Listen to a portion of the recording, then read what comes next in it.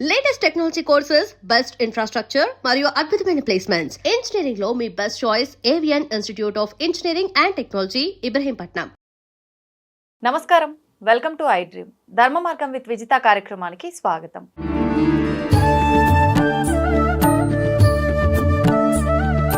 ప్రస్తుతం మనతో పాటు ఉన్నారు ప్రముఖ ఆధ్యాత్మికవేత్త బట్టిప్రోలు విజయలక్ష్మి గారు. ఇప్పుడు అమ్మతో మాట్లాడి మరిన్ని విషయాలు తెలుసుకుందాం. అమ్మ నమస్కారం. నమస్కారం విజిత. అమ్మ, సుమంగళి స్త్రీలు కాని వారిని, అంటే భర్త లేని స్త్రీలని ఖచ్చితంగా మనం సంబోధించే ఒక పదం ఏదైనా ఉంది అంటే అది వితంతువులు అని.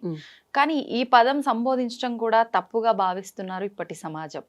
అంటే ఎవరికి వాళ్ళని ఏదో చిన్న చూపు చూడాలనే భావన ఉండదు ఏ రకంగా కూడా. కానీ అదొక పదం మనం వింటున్నాము అంటే దాన్ని మనం ఆచరిస్తూ ఉంటాం.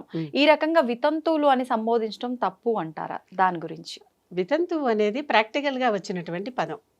వివాహంలో భర్త అంటే వరుడు వధువు మెడలో తాళి కట్టేటప్పుడు మాంగళ్యం తంతునానేనా అనే మంత్రం అందరికీ తెలిసి ఉంటుంది కదా. మాంగళ్య తంతువుని నీ మెడలో నేను కడుతున్నాను. ఎందుకోసం? మమ జీవన హేతున, నా ప్రాణం కోసమే, నీకు నా ప్రాణరక్షణ కోసం నీ మెడలో కడుతున్నాను అని చెప్తున్నాడు. భర్త చనిపోతే ఏమవుతుంది? భర్త కట్టిన ఈ తంతువు ఉందే, ఇది లేదు, ఇంకా అది తీసేస్తారు. తంతువు లేదు కనుక వితంతువు. ఆ పదం అలా వచ్చింది, ఆ సంస్కృతం పదం అది. తంతువు లేదు కదా, ఇప్పుడు ఆ తంతు ఏది లేదు కదా, అది లేదు కనుక తంతువు లేదేంటి? వితంతువు. అంటే ఏది కూడా అనవసరంగా మనం వాడట్లేదు, ప్రతిదానికి అర్థం ఉంది. ఒక వెర్బ్ నుంచి వచ్చినటువంటి ఒక పని, ఒక పదం అంతే. అంతేగాని దానికి దోషాలు లేవు. ఎవరిదైతే ఇలా భర్త తంతువు కట్టి తంతువు నుంచి మళ్ళీ విడిపడిన వాళ్ళని వితంతువులు అంటారు. అసలు తంతువు కట్టనే ముందర అసలు వాళ్ళకి తంతువే లేదు కదా, లేదు కనుక వాళ్ళతో సమస్య లేదు. తంతువు ఉంటే సుమంగళిలు వేరు, తంతువు లేకపోతే వితంతువులు అంతే. అయితే అమ్మ, ఈ వితంతువుల విషయానికే వస్తే ఈ మధ్య కాలంలో రకరకాలుగా మాట్లాడుకుంటున్నారు. వీళ్ళు అసలు పూజలు చేయకూడదు, వ్రతాలు ఆచరించకూడదు, పూజలు చేసుకునే దగ్గర వాళ్ళు ఎటువంటి హడావిడి చేయకుండా దూరంగా ఉండాలి, మామూలుగా ఎటైనా వెళ్ళేటప్పుడు వచ్చేటప్పుడు వీళ్ళు ఎదురు పడకూడదు, అపశకనము అని చెప్పి ఒక్కటేమిటమ్మా రకరకాలుగా మాట్లాడుతూ ఉంటారు. అంటే మంగళసూత్రం మెడలో పడకముందు ఆవిడ ఓకే, పడింది అది ఏదో దురదృష్టవశాత్తు తీసుకెళ్ళిపోయాడు భగవంతుడు అంటే ఎక్కలేని దరిద్రం ఈవిడ నెత్తినే వచ్చి కూర్చుంటుందా అమ్మ? అసలు ఇది కరెక్టే అంటారా? ఈ విధానం అంతా కూడా ఆలోచించి, ఈ విధానం అంతా తప్పు, ఈ భావనలన్నీ తప్పు అని చక్కగా ఆ అమ్మవారే స్వయంగా చెప్పింది. దశమహావిద్యల్లో ఒక రూపం వితంతు రూపం, ధూమావతి ఆవిడ పేరు. ఆ ధూమావతి తెల్లని వస్త్రాలు ఇలా, అంటే సంస్కారం లేని జుట్టు వేసుకుని ఉండి ఆవిడ చాటా చీపురుతో చెత్త ఎక్కడున్నా ఎత్తేస్తూ పారేస్తూ ఉంటుంది.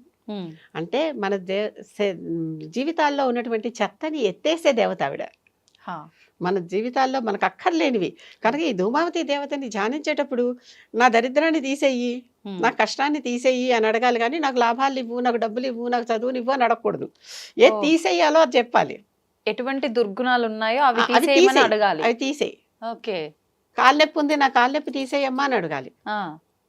ఆరోగ్యాన్ని ఇవ్వమ్మా అని, అంటే రివర్స్ లో అడగాలన్నమాట అడిగేది. ఎందుకంటే ఆవిడ చాటా చీపుడుతో అన్ని ఎత్తిపారేస్తోంది. అమ్మవారే ఆ రూపంలో ఉన్నప్పుడు తప్పే ఉంది.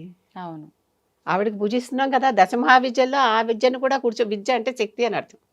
అంటే ఉద్దేశం ఏంటమ్మా? అంటే సమాజానికి ఇలాంటి ఒక మెసేజ్ ఇవ్వడం కోసమైనా అమ్మవారు అన్ని రూపాల్లోనూ అందరిలోనూ నేనున్నాను అని చెప్పింది. అసలు అమ్మవారి లలితా సహస్రనామంలో చెప్తే ప్రతి చోట చాకల దానిలో నేనున్నాను, వేసలో నేనున్నాను, చండాలికలో నేనున్నాను, చెప్పులు కుట్టే దానిలో నేనున్నాను, కుమ్మరి వాళ్ళలో నేనున్నాను, లేనిది ఎక్కడా అన్నిట్లో నేనున్నాను అని చెప్పింది ఆవిడ. అలాంటప్పుడు వితంతు రూపంలో ధూమావతి అనే ఒక విద్య రూపంలో, మహావిద్య, పైగా దశ మహావిద్యలు, 10 మహావిద్యలు, మహాశక్తి రూపంలో ఆవిడ అక్కడ కూర్చొని ఉంది. కనుక వీరిని తక్కువగా చూడటం కానీ, అమర్యాదగా చూడటం కానీ చాలా తప్పు. వాళ్ళకు కూడా తాంబూలం ఇవ్వచ్చు, తప్పు లేదు. వాళ్ళు బొట్టు పెట్టుకుంటే పెట్టుకొనివ్వండి, మీరు కూడా పెట్టిన వాళ్ళకి మీకు అభ్యంతరం లేనంత వరకు వాళ్ళకి మీరు బొట్టు పెడితే తప్పులేదు. ఎందుకని? బొట్టు ఎప్పుడు పెట్టుకుంటున్నాం? పురిటి మళ్ళీ అయిపోగానే పెట్టుకుంటున్నాం. అవునా? అప్పటి నుంచి పెట్టుకుంటున్నది. భర్తతో వచ్చినవేంటి? మంగళసూత్రం, నల్లపూసలు, మెట్టెలు, ఈ సీమంతంలో పెట్టుకునేటటువంటి కుంకుమ. అప్పటి నుంచే కదా వీళ్ళు శ్రీ మహాలక్ష్మి స్థానం వచ్చింది. సీమంతంలో పెట్టుకునే కుంకుమ ఇట్లాంటివి తప్పితే మిగిలినవన్నీ చిన్నప్పటి నుంచి ఉన్నాయిగా. అవును. అవి భర్త వచ్చి ఇచ్చినవి కావు ఎవరికీ కూడా. అవును. కనుక వాటిని కంటిన్యూ చేస్తే దోషం లేదు. కానీ వాళ్ళకి లేని ఇబ్బంది చూసే వాళ్ళకే ఉంటుంది. ఎప్పుడైనా మన దాకా వస్తే తెలుస్తుందని అరటిపండు మీద కాలు జారి పడితే అందరు నవ్వుతారట. ఆ కాలు వీడిదైతే అప్పుడు తెలుస్తుంది ఇబ్బంది. అంతే. ఎందుకంటే నేను దీన్ని ఎక్స్టెండ్ చేయను అంతే. కనుక అర్థమవుతుంది కదా. అర్థమైంది. కష్టం వచ్చిన వాళ్ళని చూసి చెయ్యి అందించటం నేర్చుకోవాలి, కానీ కష్టం వచ్చిన చూసి వాడిని చూసి నవ్వకూడదు. ఉమ్. అది నిజంగానే వాళ్ళకు ఒక ఇబ్బంది వచ్చింది. అవును. ఆ ఇబ్బంది వచ్చినా వాళ్ళు వాళ్ళేగా. వాళ్ళలో ఉన్న ఏ శక్తి పోయింది? తంతువు తప్ప. అవును. తంతువు తప్ప వాళ్ళలో ఉన్న అంతకు ముందర వాళ్ళకి ఎన్ని కెపాసిటీస్ క్యాపబిలిటీస్ ఉన్నాయో ఉమ్. అన్ని ఇప్పుడు ఉన్నాయిగా. అంతే కదా. ఏ ఒకటి పోయింది అవును. అంటే తోడు అనేది వాళ్ళ మనసులో భావన అది పోయింది. ఉమ్. వాళ్ళు మిస్ అవుతారు, ఖచ్చితంగా మిస్ అవుతారు. ఇన్నాళ్ళు నాతో ఉన్నవాళ్ళు లేరే అనేటటువంటి భావన ఉంటుంది. ఉంటుంది. అలాగని వాళ్ళు పూజ చేయకుండా నిరాదరించబడ్డ వాళ్ళు కావద్దు. ఉమ్. దశమహావిద్యని అమ్మవారిని ధూమావతిని కూర్చోబెట్టి పూజ చేస్తున్నాం అంటే అక్కడ వితంతు రూపంలో ఉన్న అమ్మవారిని పూజ చేస్తున్నామా లేదా? చేస్తున్నాం. మరి వాళ్ళు ఇప్పుడు చేసుకోవచ్చు. వితంతు రూపంలో అంటే మామూలుగా మనం ఏ పూజ ఆరాధన చేసినా పసుపు కుంకుమలకు ప్రాధాన్యం ఎక్కువగా ఇస్తాం. ఉమ్. ఇప్పుడు ఈ అమ్మవారిని ఆరాధించేటప్పుడు పసుపు కుంకుమలతో ఆరాధించరా అమ్మ మరి? పసుపు కుంకుమలు కూడా అందరికీ ఇవ్వచ్చు. పసుపు కుంకుమలు పుడుతూనే వచ్చాయి. అవును. అది పుడుతూనే అంటే పుడుతూనే అన్న ఉద్దేశం కాదు, వివాహం కాకముందర కూడా ఉన్నాయి. ఉన్నాయని. అది నేను చెప్పేది. ఓకే. వివాహానంతరం వివాహ సమయంలో వచ్చినవి ఏమన్నా ఉంటే అవి మళ్ళీ ఇవ్వం. అవి భర్త ద్వారా వచ్చేవి మాత్రమే కనుక. ఓకే. కనుక వీళ్ళకి పూజలు చేయొచ్చు, వీళ్ళు పూజలు చేసుకోవచ్చు. ఉమ్. పూజల వరకైనా వ్రతాలు నోములు లాంటివి కూడా ఏవైనా చేసుకోవచ్చు. చేసుకోవచ్చు వీళ్ళు. ఆహా. ఎప్పుడూ కూడా భార్యాభర్త ఇద్దరు కలిసి చేసుకునే వ్రతాలకి వీరికి మినహాయింపు తప్పదు. అవును. అవును. అవునా? అవును. పక్కన లేరు కదా. లేరు కాబట్టి. ఒక్కళ్ళే చేసుకునేటటువంటి పూజని నిరంతరంగా నిరభ్యంతరంగా చేసుకోవచ్చు. ఉమ్. చాలా మంది మనకి ముందర జీవితాల్లో అంటే ముందర జన్మల్లో మంచి జీవితం కోసమనే కదా ఈ పూజలు వ్రతాలు చేస్తున్నారు. అవును. అవును. మరి అవి వీళ్ళకి మాత్రం వద్దా? ఉండాలి కదా. ఈ జన్మలో ఏదో దురదృష్టం ఇలా అయింది, జరిగింది, మరుసటి పై జన్మ అయినా జన్మల్లో నేను బాగుండాలి. హాయిగా సుఖంగా ఉండాలి, నాకు ఆ వరం ఇవ్వమమ్మా అని ఆ దేవతలకి పూజలు చేసుకోవద్దా? అవును. చేసుకోవాలి. తప్పేంటి? అదే కదా. ఎవరికైనా కావాల్సిందే కదా. అవును. ఆ తర్వాత ఎక్కడి నుంచి వచ్చిందో ఈ ఆచారం నాకు కూడా తెలియదు, కానీ ఉమ్. వితంతువులని గంగా భాగీరథి సమానులైన అని సంబోధిస్తారు. ఉహుం. వాళ్ళని గంగా భాగీరథులతో సమానంగా కొలుస్తారు. పవిత్రమైన నదులు. పవిత్రమైన అని. ఉమ్. నా చిన్నప్పుడు ఇలాంటి వితంతువులకు ఉత్తరాలు రాసేటప్పుడు షార్ట్ కట్లో అనమాట గంభాస అని రాసేవాళ్ళు. ఈ గంభాస ఏమిటి అని మా అమ్మను నాన్నను బామ్మను అడిగితే గంగా భాగీరథి సమానురాలైన ఆ పేరు పెట్టి వారికి అని. ఓకే. ఓకే. అదే సుమంగళులకైతే మహాలక్ష్మి సమానురాలైన అని రాసేవాళ్ళు. ఉమ్. మలస ఉహుం. మహాలక్ష్మి సమానురాలైన అని. అంటే ఈ తేడాలు ఉన్నాయా? ఉన్నాయి. కనుక వాళ్ళని గంగతో భాగీరథితో పోల్చి చెప్పారమ్మా పాతకాలంలో. ఉమ్. మధ్యలో ఎక్కడి నుంచో పైత్యాలు వస్తాయిగా, వస్తాయి. అవి వచ్చి పెచ్చు మీరిపోతున్నాయి. అవును. పెచ్చు మీరిపోతున్నాయి. ఎక్కడో చోట ఎవరో ఒకళ్ళు, ఇప్పుడు నేను చెప్పిన దాంట్లో ఎవరికైనా ఏమన్నా అభ్యంతరంగా ఉంటే వాళ్ళు అది ఎక్కడ చదివారో వాళ్ళు చెప్పాలి. ఉమ్.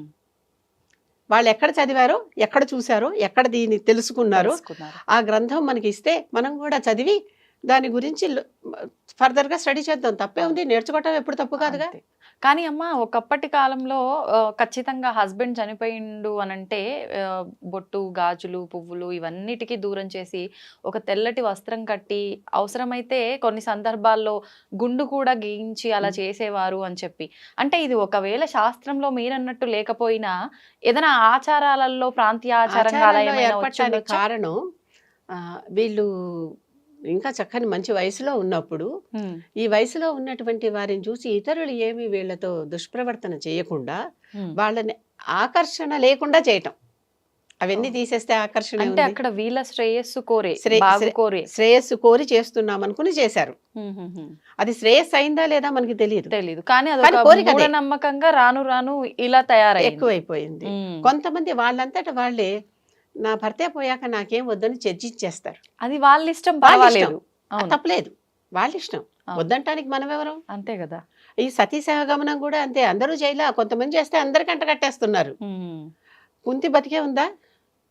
కౌసల్య, సుమిత్ర, కైకేయి బతికే ఉన్నారా? అంటే ఆ యుగాల్లో లేవు. అప్పట్లోనే. ఆ, త్రేతా ద్వాపర యుగాల్లో లేవు. లేవు. మరి ఎక్కడి నుంచి వచ్చినాయి? మధ్యలో కలియుగంలోనే. మధ్యలో ఎక్కడో వచ్చింది. ఎలా వచ్చిందో, ఎందుకు వచ్చిందో అనే రీసెర్చ్ తెలియాలి. తెలియటం అంటే ఏమైంది? మధ్యలో వేరే ఇతర ధర్మాల వాళ్ళు వచ్చి మనల్ని పాలించటం వల్ల ఉమ్, మన చదువు వాళ్ళకి ఒక రకమైన ఈర్ష్య కలిగి ఉమ్. ఈ గ్రంథాలన్నిటిని తీసేయటం వల్ల మనకు ఆ సమాచారం మధ్యలో మిస్ అయింది. మిస్ అయింది. కానీ ఏంటి ఎక్కడో చోట వాస్తవం అనేది ఉంటుంది. ఒక క్వశ్చన్ మార్క్. అక్షరం కదమ్మా అది, అవును. విద్య అంటే అక్షరం కదా. అవును. నాశనము కానిది ఆ క్షరము, క్షరము కానిది అక్షరం. ఎక్కడో చోట ఉంది, అది ఉంది. మనకి దొరకాలంతే. అంతే. ఉమ్. అమ్మా, ఈ స్త్రీలకు సంబంధించి రజస్వల దోషాలు అని చెప్పి అంటూ ఉంటారు. అసలు ఇవి ఎటువంటి సందర్భంలో ఈ దోషాలు అనేది మనకు వస్తూ ఉంటాయి? వీటిని మళ్ళీ మనం ఎలా నివారించుకోవచ్చు? వాటి గురించి వివరించండి. రజస్వల దోషం అనేది నిజంగానే ఇది కొంచెం దోషకాలమే, అశౌచకాలం. ఉమ్, ఎందుకని అంటే ఇది ఒక బ్రహ్మహత్య పాతకం వల్ల కలిగింది. హత్య Hmm. చేస్తే దోషమే కదా. అవునమ్మా. బ్రహ్మహత్య అంటే ఒక బ్రాహ్మణుడిని హత్య చేసిన పాపం పాతకం అన్నారంటే మహాపాపం అని అర్థం. ఉమ్, ఆ బ్రహ్మహత్య పాతకం ఇంద్రుడికి ఒకసారి తగిలింది. ఆహా. ఓసారి కాదు, 2 సార్లు తగిలినాయి. మొదటిసారి తగిలినప్పుడు ఇంద్రుడు శక్తిహీనుడైపోయాడు, ఉమ్, సరిగ్గా రాజ్యం చేయలేకపోయాడు. ఉమ్, దేవతల రాజ్యానికి ఆయనే కదా అధిపతి, అవును. ఆ అమరపురికి ఆయనే కదా రాజు. చేయలేకపోయినప్పుడు అందరూ కలిసి, దేవతలందరూ కలిసి ఆలోచించి కూర్చుని ఎట్లా అయినా సరే త్రిమూర్తులు అందరూ తలో చెయ్యి వేసి దీని నుంచి ఇంద్రుడిని ఉద్ధరించటం కోసం ఉమ్, ఆ పాపాన్ని ఇంద్రుడి నుంచి తీసి 4 భాగాలు చేశారు. ఆహా. ఈ 4 భాగాలు నలుగురికి ఇస్తే ఇప్పుడు ఇంద్రుడికి పాపం పోయింది. ఆహా. ఇంద్రుడు మామూలుగా అంటే రాజ్యం పంచుకుంటే చేసుకుంటాడు. పాపం పోతుందంటారా? ఆ పంచుకుంటే అంటే అక్కడ పెద్దలందరూ కూర్చుని ఈ విధంగా కానీ పాపం తీసుకునేవాడెవడు? అదే కదా. ఈ 4 భాగాలు చేశారు సరే, ఆయన ఏదో అప్పు అనుకుందాం ఫర్ ఎగ్జాంపుల్, మనకి అదంటే తేలిగా అర్థమవుతుంది కనుక. 400 రూపాయలు అప్పుని దిగుతారో 400 ఇక్కడ పెట్టి ఈ అప్పుని ఇంకోళ్ళని తీర్చమంటున్నాం. ఎవరు తీరుస్తారు? అప్పుడు నలుగురు వచ్చారు. ఆ, 1 భూమి, 2 చెట్టు, 3 సముద్రం, ఉమ్, 4 స్త్రీ. ఈ నలుగురు 4 భాగాలు తీసుకుని ఈ పాతకం మేము మోస్తాము ఉమ్, అని ఒప్పుకున్నారు. ఇప్పుడు మొట్టమొదటిది ఈ భూమి అన్నాను కదా. ఈ భూమి ఎలా తీసుకుంటుందంటే ఈ పాపం చవిటి పరలు అంటారు చూడండి, అక్కడ ఇంకేం పండవు. బీటలు అంతే బారిపోయిన. అసలు అక్కడ దాంట్లో ఏమి పనికిరాని భూమి అనమాట. ఓకే. అలాంటి భూమిలో ఈవిడికి భూదేవికి బ్రహ్మహత్యా పాతకం ఉంటుంది. ఉమ్, అక్కడ ఏం పనికిరాదు అలా ఆ భూమి. చూసుకున్నా ఆడవారికి మళ్ళీ భూమాత స్త్రీనే. ఎలా తీసుకున్నా మన అందరినీ వృక్షాన్ని కూడా వృక్షమాత ఏమన్నా అనుకోవచ్చు కదా. అవును, కనుక అవును. అలాగే చవిటి పర్రల్లో బ్రహ్మహత్యా పాతకం దాగి ఉంది. ఆహా. మరి ఈ పాపం తీసుకున్నందుకు వాళ్ళకి ఏదన్నా ఒక ఉపయోగం కూడా ఉండాలి కదా. ఉండాలి. ఆ ఉపయోగం ఏంటంటే భూమి మీద ఎక్కడన్నా గుంటలు పడితే వాటంతట అవే పూడిపోతాయి.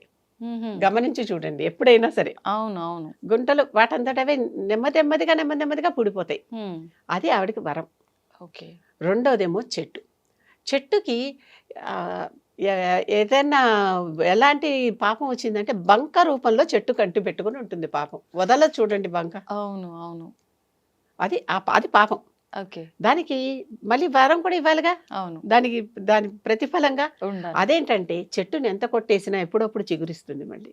ఉమ్, ఎక్కడైనా సరే కొట్టేసిన చెట్లు మొద్దులు ఊరికే బయట పడేసి ఉంటాయి, పడేసినా కూడా. వాటిల్లోంచి కూడా చిగురు వస్తుంది. వస్తుంది. అది చెట్టుకి ఇచ్చిన వరం. ఓకే. పాపమేమో బంక, బంక, జిగురు. వరమేమో చిగురు. చిగురు. ఇవి 2.